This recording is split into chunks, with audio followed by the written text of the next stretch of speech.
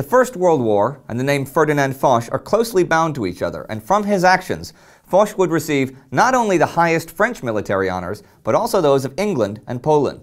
However, much as the other commanders during the war, Foch made military miscalculations, resulting in thousands of needlessly dead soldiers on the battlefields of the Western Front. It's indisputable, though, that he played a large part in the actions of 1918, especially at the ending of the war.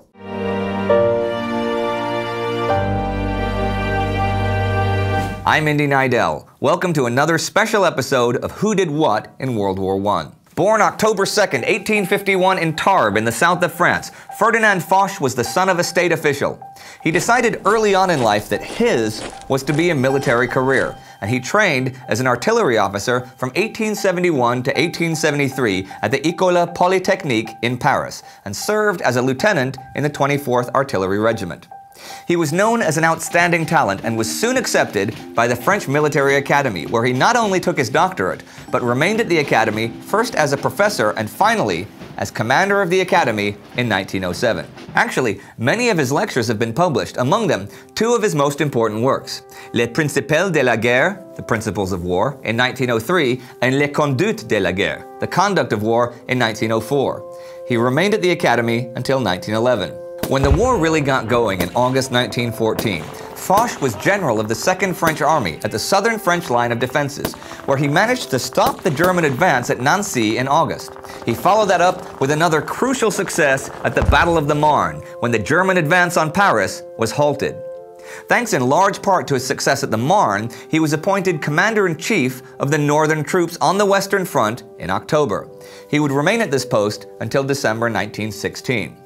However, his reputation suffered, first with the defeat at Artois in 1915, and then at the First Battle of the Somme, the bloodiest battle of the war and a military disaster. After that, Foch became something of a scapegoat for all the other failures or miscalculations on the Western Front, whether he had anything to do with them or not, and he was reposted to the Italian front in December 1916.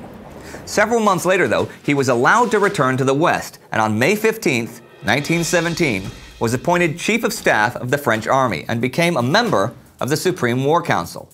A year later, Foch became Commander-in-Chief of the Allied troops in France and Belgium. On July 18, 1918, Foch led a decisive attack against the German army in Villers-Cotterêts, which heralded the end of the 4-year stalemate.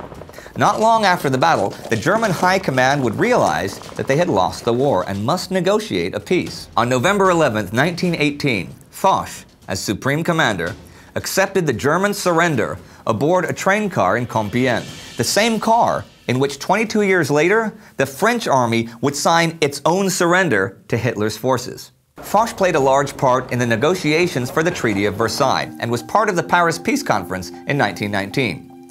He was unable, as he wished, to enforce the relocation of the French military border to the Rhine River. After the war, the new Polish government gave Foch the honorary title of Marshal, and he was made Field Marshal by the British. He became a counselor for the French government and was also a member of the prestigious academic society, the Académie Française. Now, as a popular war hero, streets, schools, memorials, barracks, an aircraft carrier, an Alsatian variety of grape, and even an island were named after Ferdinand Foch. War had always been central to Foch's life, though neither he nor anyone else really foresaw the size, scope, and the horrors of World War I. Even though it was Foch who gained much of the French glory in 1918, and in spite of his talent, there's no denying that he made mistakes, such as at the Somme. And these mistakes were disasters that caused tens of thousands of casualties. But he was certainly aware of the larger picture, and with depressing foreshadowing, realized at Versailles that the end of the war wasn't really the end. Here's a quote from Foch from Versailles. "This is no peace. This is a truce for 20 years. He was very much right. Marshal Ferdinand Foch died March 20th, 1929 in Paris. His bones are buried with honor at the Dôme des Invalides in Paris.